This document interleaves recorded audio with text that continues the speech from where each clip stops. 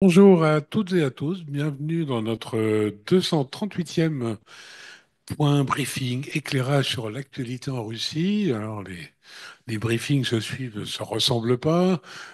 Pas de duo aujourd'hui, mais un trio, non pas infernal, mais toujours éblouissant, je l'espère en tout cas. Donc avec Arnaud et Igor, donc ils sont tous les deux à distance. Pavel est également sur les routes de Russie, donc voilà, on va faire ça tous les trois, ça va être bien. Donc c'est notre briefing du jeudi, ça veut dire qu'on aura déjà un premier point par Arnaud de l'actualité russe, sur de la politique et de l'économie. Et puis, bah, comme d'habitude, Igor prendra la suite avec les aspects plus internationaux, diplomatiques, enfin comme de coutume. Donc, eh bien, sans plus attendre, Arnaud, nous t'écoutons. Merci, Président. Bonjour à tous. Quelques nouvelles d'économie pour commencer. D'abord, l'OCDE qui a revu sa prévision de croissance pour la Russie en 2025. Elle table désormais sur une hausse de 1,3% du PIB contre 1,1 précédemment. Je rappelle que les experts de la Banque de Russie la situent, cette croissance pour 2025, plutôt entre 1,5 et 2%. À suivre. Le ministre des Finances, M. Silouanov, qui a fait une déclaration importante, quoique pas tout à fait nouvelle en réalité. Le sujet avait déjà été évoqué l'année dernière, me semble-t-il, celui d'une nouvelle vague de privatisation, de grandes privatisations. Il s'y est déclaré favorable le 18 mars dernier lors d'une intervention devant la direction de l'Agence des participations de l'État et il appelle de ses voeux cette nouvelle vague de privatisation pour 2026. Vendredi, c'est-à-dire demain, se tiendra un nouveau conseil des directeurs de la Banque de Russie qui devra statuer une nouvelle fois sur les taux d'intérêt, sur le taux de référence. Je rappelle qu'il est de 21% depuis son relèvement d'octobre dernier. Il est peu probable qu'il baisse. La question, c'est est-ce qu'il reste à ce niveau ou est-ce qu'il est encore une fois relevé, ce qui, n'en n'en pas douter, susciterait une nouvelle vague de critiques contre Madame Nabiulina. Le plus probable, selon moi, est qu'on en reste là pour l'instant. Ceci étant, 21% de taux directeur et une inflation à 10%, ça fait des taux réels extrêmement élevés, sans doute parmi les plus élevés au monde. Quelques mots sur une étude que vient de publier l'agence de notation russe ACRA, et laquelle s'est penchée sur les transformations de l'économie depuis février 2022, transformation sectorielle, transformation géographique également. Les analyses de l'agence ACRA relèvent entre autres, une augmentation du secteur de la construction, plus 15% pratiquement, des industries de transformation, ce qui est logique puisque ça inclut les industries de défense, mais également les technologies de l'information, plus 10%. À l'inverse, le secteur extractif, qui a longtemps été un point fort de la Russie, se porte moins bien depuis quelque temps, surtout depuis que Gazprom a perdu son marché européen. Le secteur de la santé également recule. Euh, Par ailleurs, cette étude de l'ACRA pointe un changement dans les flux logistiques, dans la géographie des exportations et des importations. 40% des flux entrants et sortants ont été concernés par des changements de circuits logistiques. L'ACRA relève enfin que les principales modifications, les principales transformations de l'économie russe ont eu lieu en 2022 et 2023, en d'autres termes. On est entré apparemment dans une autre phase plutôt de stabilisation et de consolidation. Enfin, un mot de la France et des relations économiques franco-russes, puisque notre cher et beau pays était en janvier le principal partenaire commercial de la Russie au sein de l'Union européenne, avec des échanges de 644 millions d'euros, ce qui n'est pas grand-chose en réalité, mais ça suffit pour devancer l'Allemagne à 625 millions d'euros en janvier. Enfin, pour conclure sur ce volet économique, il y a eu hier une réunion que je qualifierais de traditionnelle, même si son format est un petit peu inhabituel. la visite annuelle de Vladimir Poutine au RSPP. C'était mardi en réalité, c'était pas hier, c'était avant-hier. Le RSPP, c'est le grand patronat de Russie, l'équivalent du MEDEF. C'est toujours l'occasion de délivrer des messages publics, c'est l'occasion généralement, mais pas cette année semble-t-il, de rencontrer des oligarques en format plus restreint. Pourquoi le format a-t-il été quelque peu modifié? Eh bien parce que plutôt Poutine devait appeler Trump ou recevoir un appel de Trump. Et donc cet échange entre le chef de l'État et les grands patrons n'a duré qu'une quarantaine de minutes. Quels sujets ont été abordés? Beaucoup de sujets, mais en particulier celui du retour des entreprises occidentales en Russie. On en a déjà parlé lors de nos briefings. Cette question occupe beaucoup les esprits des ministres russes concernés, des organisations patronales, alors même que, soyons francs, pour l'instant, ce n'est pas vraiment à l'ordre du jour, de même que la levée des sanctions américaines en tout cas, si elle est possible, elle n'est pas non plus, ce n'est pas non plus une affaire de quelques jours, voire même de quelques semaines, de mon point de vue en tout cas. Mais toujours est-il que cette question a été évoquée, et qu'a dit le président russe sur le sujet? Plusieurs choses assez euh, attendues en réalité. D'une part, que la Russie allait privilégier les intérêts de ses entreprises. Euh, Par ailleurs, Vladimir Poutine a appelé à la constitution d'un registre des entreprises ayant quitté le pays afin d'avoir une vue d'ensemble. Il a enfin souligné que, il n'y aurait pas de traitement préférentiel pour les sociétés qui ont quitté la Russie depuis 2022 et que même celles qui disposent théoriquement d'une option de retour, une option de rachat, eh bien, ne devrait pas pouvoir l'exercer à vil prix. Enfin, et c'est important, les entreprises françaises concernées le comprendront, Vladimir Poutine a relevé que de nombreuses entreprises de pays dits inamicaux étaient restées en Russie, sous une forme ou sous une autre, malgré les pressions.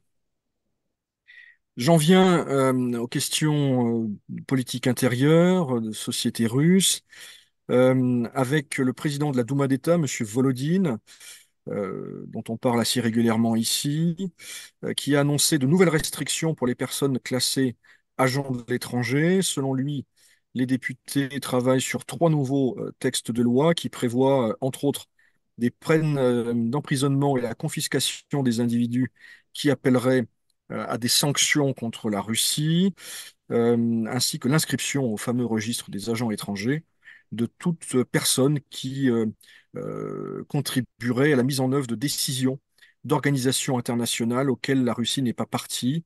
Et la Cour pénale internationale a notamment été citée par M.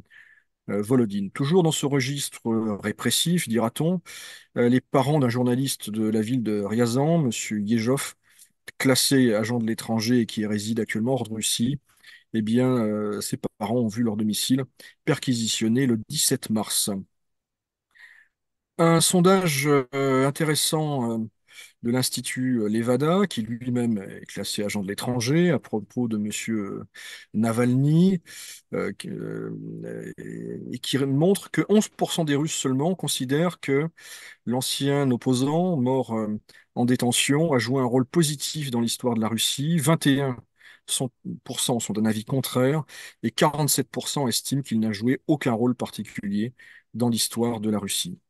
J'en reviens à la région de Vologda. Vous allez penser qu'il s'agit d'une sorte de fixation, voire d'obsession, mais je l'assume. C'est une ville absolument magnifique, avec un magnifique musée Chalamov, un magnifique Kremlin. Eh bien, ces autorités régionales, sous la houlette du gouverneur Filimonov, a l'intention d'interdire totalement les ventes d'alcool aux moins de 21 ans. Pour rappel, ces ventes d'alcool sont limitées, strictement limitées depuis le 1er mars, à un créneau de 2 heures par jour entre 12 heures et 14 heures en semaine. Enfin, le cinquième congrès du parti Jean Nouveau, Novoe Люди, s'est tenu le 19 mars à Moscou. Ce parti, je le rappelle, c'est le plus récent de ceux qui siègent à la Douma d'État. C'est en quelque sorte le volet le plus libéral du spectre autorisé en Russie. Il a notamment, ce congrès reconduit M. Netchaïev, qui est un homme d'affaires à sa tête, et M. Kirienko, numéro 2 de l'administration présidentielle en charge de la politique étrangère, auquel on prête à Moscou un rôle dans la création du parti en 2020, assistait au débat. Et pour terminer, sur une note qui va, je le sais, intéresser vivement le président Chenceau, le principal sujet, de mon point de vue en tout cas, politique cette semaine, sociétal, c'est celui des chiens errants. Pourquoi est-ce un sujet politique? Eh bien, parce qu'il y avait euh, un projet de loi qui devait être déposé aujourd'hui même à la Douma d'État et qui devait conférer aux autorités régionales le droit d'euthanasier les chiens errants se trouvant dans des chenils au terme d'un délai non spécifié. Eh bien, cette question-là, c'est intéressant. Ça dit des choses sur la société russe, sur à la fois ses craintes sécuritaires, mais également finalement sur des évolutions pas très éloignées de ce qu'on observe en France avec les partis animalistes, par exemple. Eh bien, cette question, elle divise. Elle divise et elle émeut la société russe. J'en veux pour preuve les photographies qu'on a vues ces derniers jours, et notamment dimanche, d'une très longue queue en face des bâtiments de l'administration présidentielle au cœur de Moscou, de personnes qui souhaitaient remettre et signer des registres, transmettre leurs doléances et leurs opinions sur le sujet. C'est pas courant. Et par ailleurs, un certain nombre de régions donc les régions ont été consultées sur le sujet, les autorités, les gouverneurs et les assemblées régionales. 59 ont soutenu le principe de ce texte de loi, mais d'autres, et pas des moindres, Tiumень, Saint-Pétersbourg, Belgorod, eh bien, ont exprimé un avis négatif. C'est très rare, encore une fois, que, au sein du pouvoir, il y ait des avis divergents exposés sur la place publique. Eh bien, ces divergences ont conduit la direction de la Douma à faire machine arrière et à, j'allais dire, botter en touche. En tout cas, le Parlement, la Chambre basse du Parlement, a demandé au gouvernement d'exprimer un avis préalable sur la question avant de se saisir éventuellement à nouveau de cette question. Quelques mots, notre rubrique en hausse, en baisse, chiffres de la semaine. La personnalité en hausse, à mes yeux, cette semaine, c'est Madame Matvienko. Pourquoi? Parce qu'elle a effectué une visite remarquée en Azerbaïdjan les 16 et 17 mars, visite au cours de laquelle elle a rencontré le président Aliyev et de l'avis général des observateurs russes et également azerbaïdjanais. Ce contact marque le début d'un timide réchauffement dans les euh, relations bilatérales qui avaient été très affectées par la tragédie de l'avion Azerbaijan Airlines abattu par erreur le 25 décembre au-dessus de la Tchétchénie. Donc, Madame Matvienko, qui, je le rappelle, a été ambassadeur. Elle a travaillé au sein du service diplomatique, notamment en Grèce, à la fin des années 90. Elle avait la confiance du ministre des Affaires étrangères de l'époque, M. Primakov. Eh bien, elle a repris son bâton d'ambassadeur, si j'ose dire, pour cette mission délicate et apparemment menée avec succès. La personnalité à suivre, c'est une personnalité peu connue, hein, je le concède, Monsieur Badia, qui est le président de ODK, c'est la holding publique des motoristes de Russie, motoristes aéronautiques. Pourquoi ce monsieur cette semaine? Eh bien, parce que le 17 mars a eu lieu le premier vol d'essai du Superjet 100, cet avion régional auquel les entreprises françaises avaient beaucoup contribué il y a une quinzaine d'années, avec le moteur russe qui remplace l'avion franco-russe qui équipait précédemment ce, cet appareil. Enfin, le chiffre de la semaine, c'est 13,5%. À quoi est-ce que cela correspond? C'est le niveau de la dette de l'État rapporté au PIB. Je suis sûr que ça suscitera certains malentendus, certaines envies ou certains malentendus. Certaines personnes à Bercy considéreront peut-être qu'il manque un 1 au début. Eh bien non, 13,5%, c'est le niveau d'endettement de l'État par rapport au PIB. Voilà, Président, ce que je souhaitais vous dire. Bien, merci beaucoup de toutes ces informations. On a déjà pas mal de questions sur ces aspects-là, donc on va peut-être les aborder maintenant pour laisser le champ libre ensuite à Igor sur les aspects plus internationaux.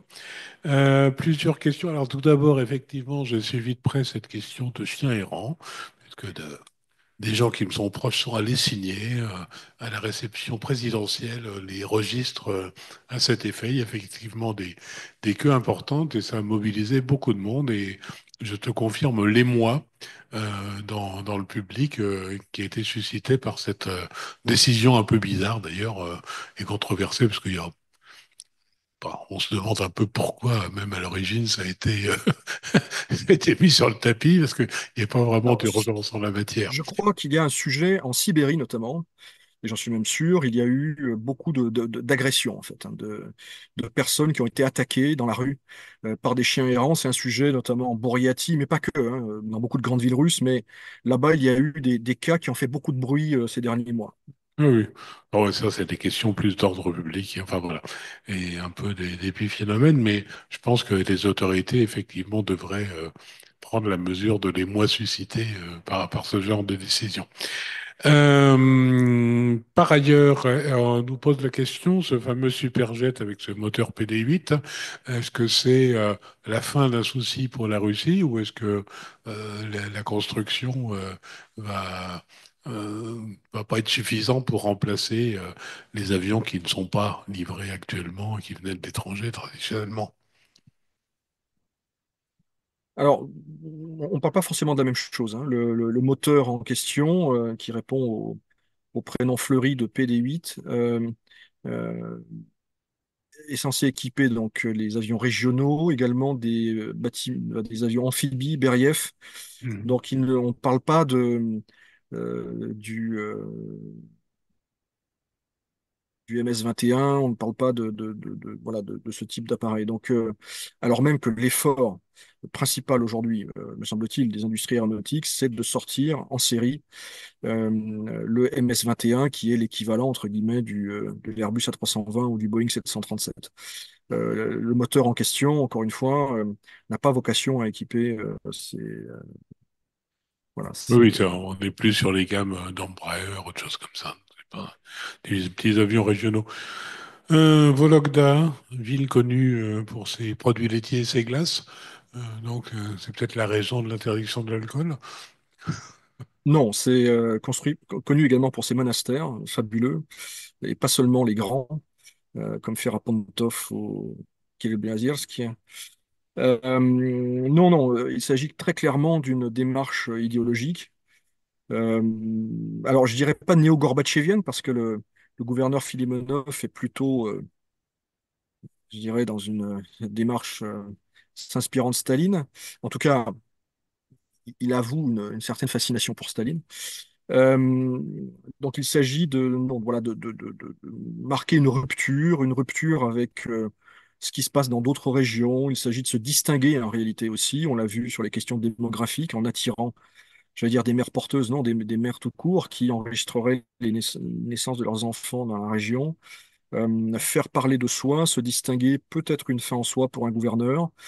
Je rappelle qu'il a eu maille à partir avec le grand oligarque influent dans la région, M. Mordachov de Severstal, avec des succès mitigés. Euh, voilà, donc non, je crois que la promotion des produits laitiers, en l'occurrence, n'a pas grand-chose à voir avec cette prohibition partielle souhaitée par M. Filimonov. Alors, une autre question, enfin deux questions peut-être traitées ensemble. Pas d'option préférentielle pour les sociétés qui sont parties. Est-ce qu'à l'inverse, il n'y a pas une, une option défavorable? Est-ce qu'elles vont être punies pour être parties? Et ça rejoint aussi la question des privatisations. Est-ce que les privatisations seraient ouvertes à des sociétés non russes ou des capitaux non russes? Alors, sur le deuxième point, franchement, on ne sait pas. D'abord parce qu'on est toujours dans l'ordre des discussions très générales. Mais ça peut redevenir un sujet pour deux raisons. Une raison financière. Il est possible qu'en 2026, l'État ait besoin d'un peu d'argent pour boucher les trous du budget qui commencent à se former et à être visibles. Par ailleurs, il y a beaucoup de choses à vendre en réalité, hein. On sait que la part de l'État dans l'économie, bon, il y a divers chiffres qui circulent, mais elle a beaucoup augmenté depuis une quinzaine d'années, voire une vingtaine d'années, 2006-2007. Donc potentiellement, l'État a beaucoup de choses à vendre. Après, il faudra voir ce que les oligarques d'État, c'est-à-dire les présidents des groupes publics sont prêts à céder, euh, à quel prix, pourquoi, comment. On peut imaginer qu'il y ait des participations étrangères. Euh, les pays du Golfe, par exemple, pourraient, pourquoi pas, prendre des participations. L'objectif, bon, mais l'idée, c'est quand même d'éviter que des capitaux, à mon avis, de pays dits inamicaux participent, en tout cas dans des secteurs sensibles. Pour ce qui est de la Chine, de l'Inde, c'est à voir, ce sera au coup par coup. Donc un objectif financier, il y a également un aspect plus politique hein, et de politique intérieure. Cette nouvelle privatisation participera d'une forme de redistribution des actifs à la veille d'une phase politique dont l'aboutissement sera la succession de Poutine. Donc il y aura des gagnants, des perdants, des vendeurs, des gens qui vont vendre mal ou qui vont acheter pas très cher. Donc je ne crois pas à l'émergence de nouveaux grands empires comme on l'a vu dans les années 90 ou au début des années 2000, mais il va y avoir des élagages, il va y avoir des réajustements et tout ça, ce sera suivi de très près évidemment par les principaux intéressés, mais également par les observateurs comme nous qui cherchons à comprendre assez finement les équilibres politiques au cœur du pouvoir russe. Et donc, sur la question, est-ce qu'il y aura une option défavorable pour les entreprises de retour qui reviennent? Alors, il y aura, encore une fois, le sujet je ne suis pas certain qu'il y ait beaucoup d'entreprises. Il y en aura, hein, mais que ce soit un phénomène massif, que les entreprises ayant quitté la Russie cherchent à exercer leur pouvoir, leur option de retour. Tout dépendra en réalité de deux choses. Des conditions dans lesquelles s'est passé ce départ, et parfois ça s'est pas très bien passé, c'est le moins qu'on puisse dire, et par ailleurs des besoins de l'économie russe.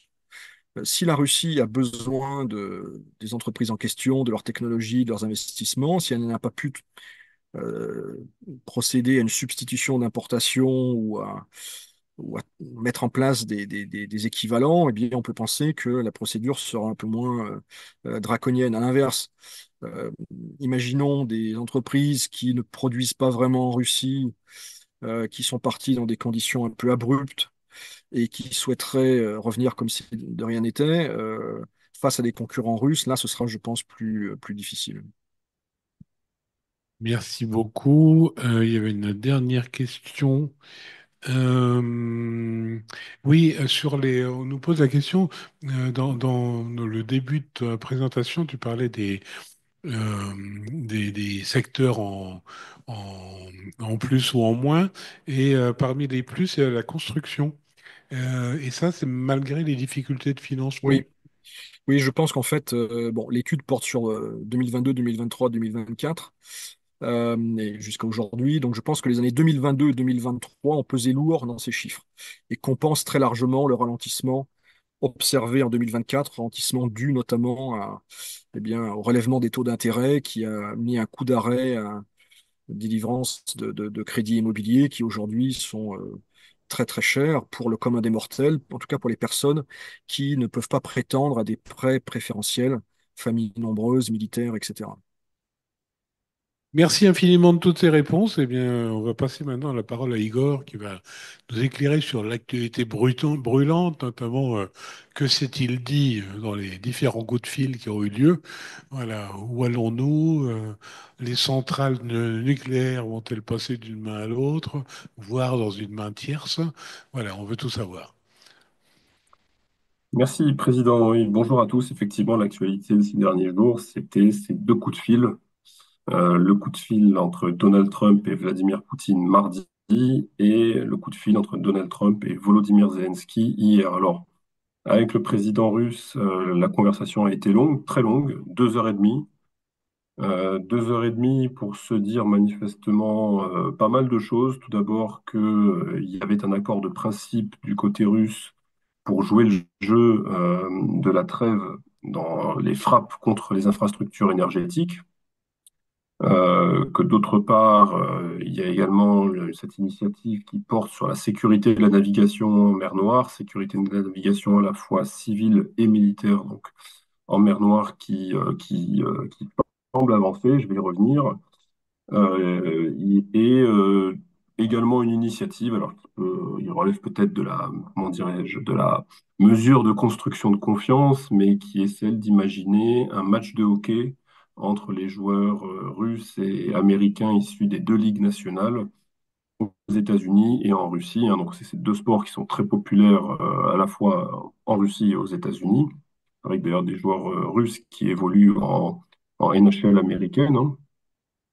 Donc voilà, des sujets qui ont été assez nombreux, qui ont été évoqués concernant l'Ukraine, mais une fois de plus, les deux présidents, un peu comme la dernière fois leurs négociateurs à Riyad, n'ont pas évoqué que l'Ukraine. L'Ukraine a été un sujet, le gros sujet, mais un sujet parmi d'autres, puisque Trump et Poutine ont aussi parlé de Moyen-Orient, de stabilité au Moyen-Orient.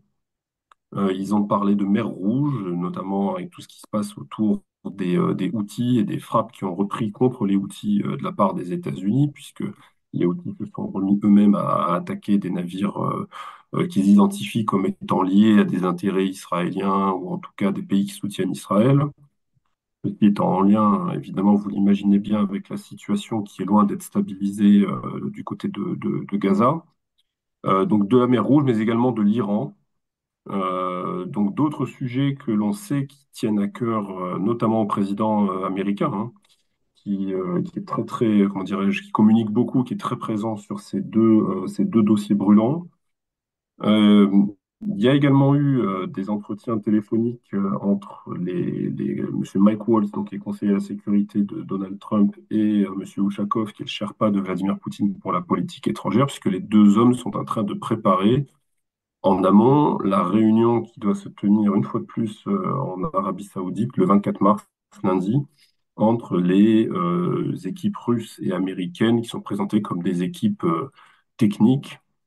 La composition, en tout cas, de l'équipe russe a été annoncée un petit peu plus tôt dans la journée. C'est donc Monsieur Grigory Karasin, qui est ancien vice-ministre des Affaires étrangères, et Monsieur Beseda, qui est ancien patron de la cinquième direction du FSB et qui maintenant est conseiller de Monsieur Bortnikov, chef du FSB, qui iront donc négocier avec leurs homologues américains. Alors, on ne connaît pas encore, parce que moi, je n'ai pas encore vu passer la composition de la délégation américaine, pour parler plus précisément, en tout cas rentrer plus dans le détail des éléments qui ont été évoqués par les deux chefs d'État au téléphone. Alors, notamment cette question de la navigation en mer Noire qui figure a priori à l'agenda des discussions.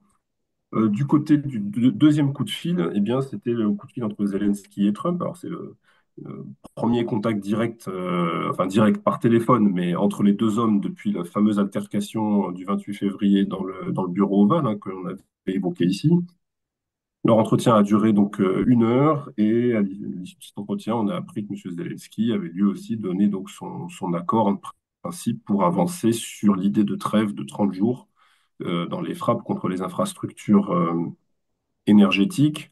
Alors bon, je l'avais évoqué lors de précédents briefings, mais cette idée de trêve dans les frappes sur les infrastructures énergétiques, les Russes et les Ukrainiens l'été dernier avaient travaillé dessus. Ils avaient travaillé dessus sans que les Américains nécessairement se posent comme médiateurs, hein. C'était des discussions qui avaient avancé qui étaient arrivées à un stade assez élevé finalement, hein, de maturité, et tout avait échoué suite à le déclenchement de l'offensive contre la région de Koursk. Et pour ce qui est de la sécurité, la navigation en mer Noire, eh bien, ça nous ramène d'une certaine manière à l'époque ce qu'on appelait le deal céréalier, donc qui avait été, j'allais dire, facilité par la Turquie et qui avait été mis en œuvre sous les auspices des Nations Unies, hein, et qui visait à sanctuariser les infrastructures liées au commerce des céréales, y compris donc les navires, avec l'établissement de corridors de navigation censés être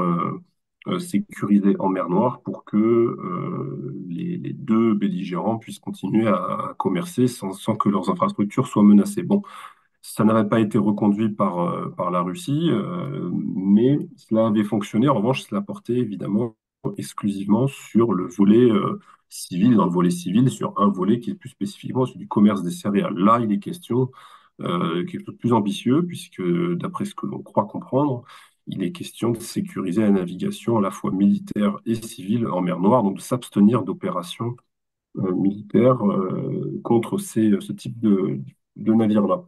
Donc, ce sont les deux principaux coups de fil. Alors, ce qui est intéressant, c'est de regarder les deux communiqués qui ont été publiés d'un côté par la Russie, de l'autre par les États-Unis, à l'issue du coup de fil entre Poutine et Trump, parce que ce sont deux communiqués qui sont très différents à la fois sur le fond et sur la forme. Disons que dans la tonalité, le communiqué américain est beaucoup plus preuve de plus d'optimisme, hein. On parle de résultats, on parle de progrès, on a le sentiment en lisant que les choses vont vite et qu'elles vont dans le bon sens. Non pas un sentiment de facilité, mais qu'en tout cas, on est quand même sur une tendance qui est voilà, plutôt bonne. Et on sent et on retrouve là d'ailleurs, à travers cette tonalité-là, comment dirais-je, la marque de fabrique du président américain, hein, qui veut marquer des points, qui veut conclure des deals, qui veut mettre un terme à ce conflit le plus rapidement possible. Avec d'ailleurs sur le fond des points d'intérêt qu'on ne retrouve pas forcément dans le communiqué russe. Par exemple, j'ai retenu celui qui porte sur l'Iran. Oui, c'est pas forcément sur l'Ukraine d'ailleurs que ça m'a le plus marqué, mais sur l'Iran où le communiqué affirme que ni la Russie ni les États-Unis ne souhaitent que l'Iran obtienne l'arme atomique, hein, c'est affirmé noir sur blanc. Vous ne retrouvez rien de similaire dans le communiqué du Kremlin. Le communiqué du Kremlin, en revanche, est beaucoup plus, on est beaucoup plus dans la minutie sur le procédé, sur le déroulé, et notamment, il y a une phrase qui est très claire, hein, selon laquelle, pour la Russie, il faut que les Occidentaux cessent d'armer l'Ukraine et cessent de lui communiquer du renseignement, d'abord pour que le cessez-le-feu fonctionne, donc, c'est un peu une condition, j'allais dire, pour que ce projet de trêve voie le jour, hein, et du point de vue du Kremlin, pour éviter l'escalade qui, serait synonyme de fin de cette trêve, si tant est qu'elle voit le jour. Et ça, évidemment, c'est pas nouveau hein, pour les Russes, hein, c'est quelque chose qu'ils réclament, j'allais dire, depuis le début, hein, depuis le début que les Occidentaux ont décidé d'apporter leur aide à l'Ukraine. Mais ça va évidemment complètement à contre-courant. Alors, non pas nécessairement de ce que fait Trump, même si jamais il a repris l'assistance militaire, même s'il ne communique pas trop dessus, mais complètement à courant de ce sur quoi se lancent les Européens, ou tout du moins certains Européens. M. Macron en tête avec M. Keir Starmer, hein, j'en avais parlé lors de séminaires précédents. L'idée étant voilà, d'avancer sur, de manière générale, un agenda de défense, mais aussi voir comment les Européens peuvent continuer de soutenir l'Ukraine, le projet de déploiement de troupes de maintien de la paix, hein, telles qu'elles sont présentées, alors même que certains pays européens, on le sait, sont quand même extrêmement sceptiques. Orban avec la Hongrie, M. Fico en Slovaquie, Mme Meloni aussi, hein, qui a clairement désolidarisé quand même de certaines initiatives. Bon, alors évidemment, là, il y a un sujet, il y a un très gros sujet qui est pas nouveau, mais qui commence vraiment à ressortir très clairement.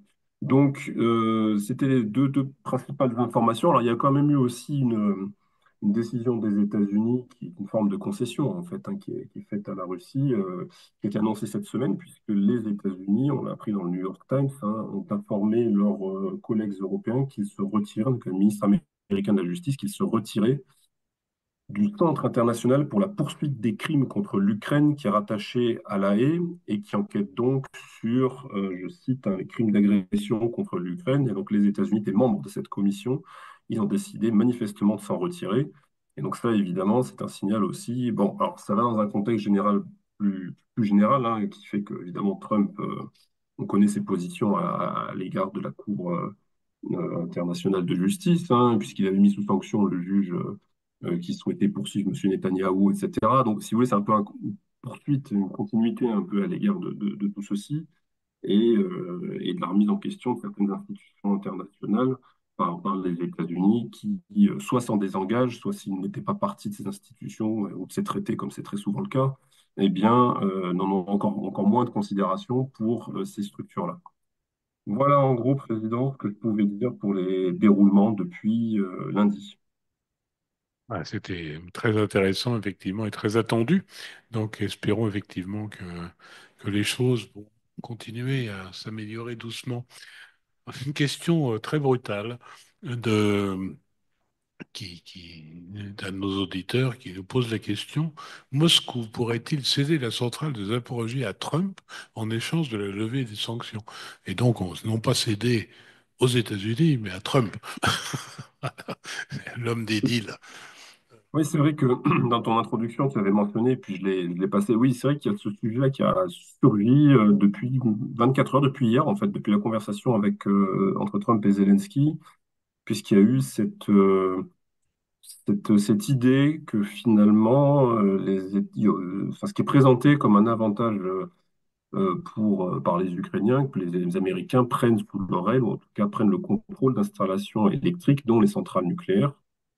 Alors, ce qui répond peut-être, enfin, à mon sens, à un double intérêt. Alors, pour les Ukrainiens, on le voit parce que ça accroît l'empreinte américaine sur le sol. Donc, de leur point de vue, ça peut être une forme de garantie de sécurité que les Russes ne s'en prendront pas à ces infrastructures énergétiques, d'autant moins que il y a des spécialistes américains ou qui sont passés entre guillemets sous pavillon américain.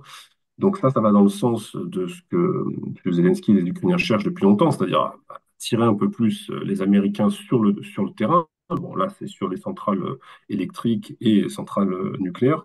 Et puis évidemment, on ne peut pas ne pas penser aux toutes les discussions qui ont lieu depuis maintenant 15 jours, 3 semaines sur l'accaparement des ressources ukrainiennes par les États-Unis, en tout cas les ambitions à cet égard.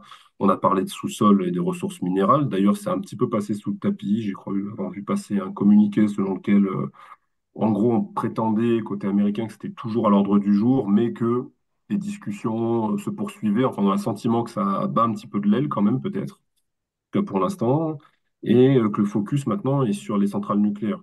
Et le troisième point que ça m'évoque, c'est que pour ce qui est de l'alimentation des centrales ukrainiennes, depuis 2014, l'industriel américain Westinghouse a quand même bien récupéré l'alimentation de ces centrales, notamment avec du combustible et la prise en main de ces centrales après 2014, Maïdan, et puis là, j'allais dire voilà, les premières grosses difficultés entre la Russie et l'Ukraine. Westinghouse a quand même mis la main sur beaucoup de choses. Alors, pour le fonctionnement des centrales, notamment, et leur alimentation. Donc, euh, c'est euh, c'est nouveau dans le contexte du conflit qu'on connaît depuis 2022. Ça l'est un peu moins depuis 2014, où de fait, les industriels américains de ce secteur-là sont déjà quand même très présents sur la filière depuis donc une dizaine d'années. Merci beaucoup. Une question plus probablement pour Arnaud, parce qu'un de nos auditeurs qui visiblement suit Arnaud sur X nous parle de Mikhail Dektarev, le ministre des Sports, et pour qui les sanctions européennes auraient été levées, ou non poursuivies en tout cas. C'est signe de quelque chose? Il y a une raison particulière? Oui, alors d'abord je confirme les faits, ils sont avérés depuis une dizaine de jours, je crois.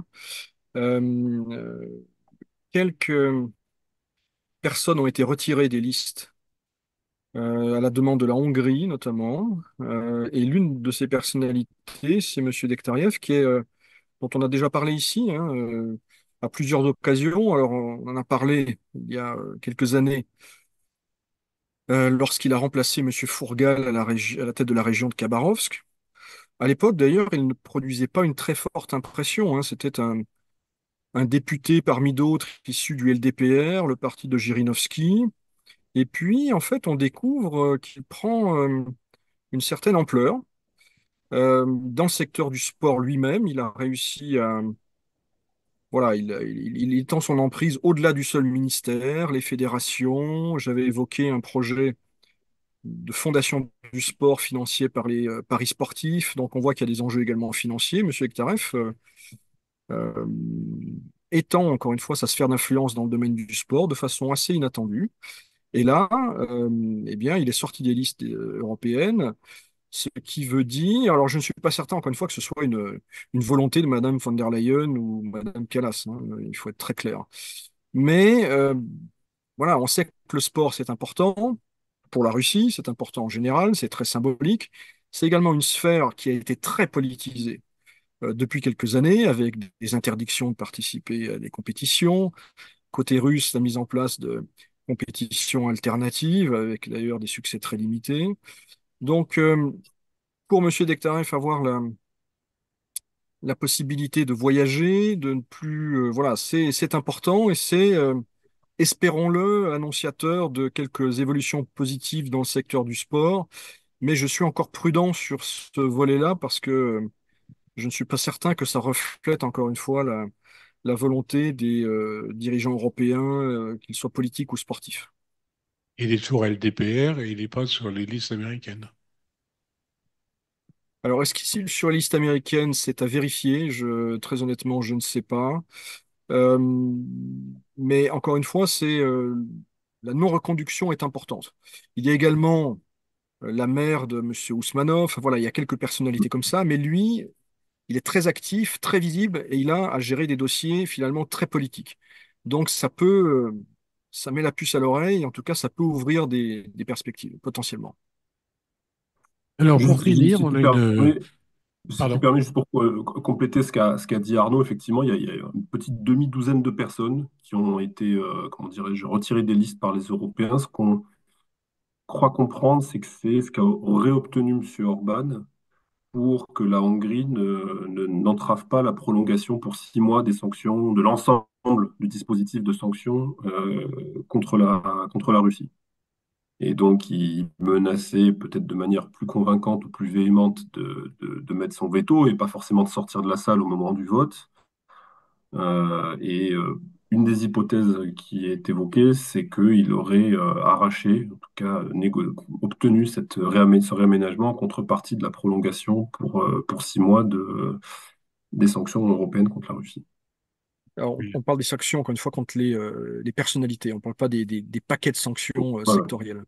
Ouais, ouais, absolument, Sont ouais, parmi ouais. les premières sanctions euh, qui ont été adoptées d'ailleurs dès 2014 pour les premières. On sentait bien qu'il y avait un petit marchandage, effectivement, quand même, derrière tout ça.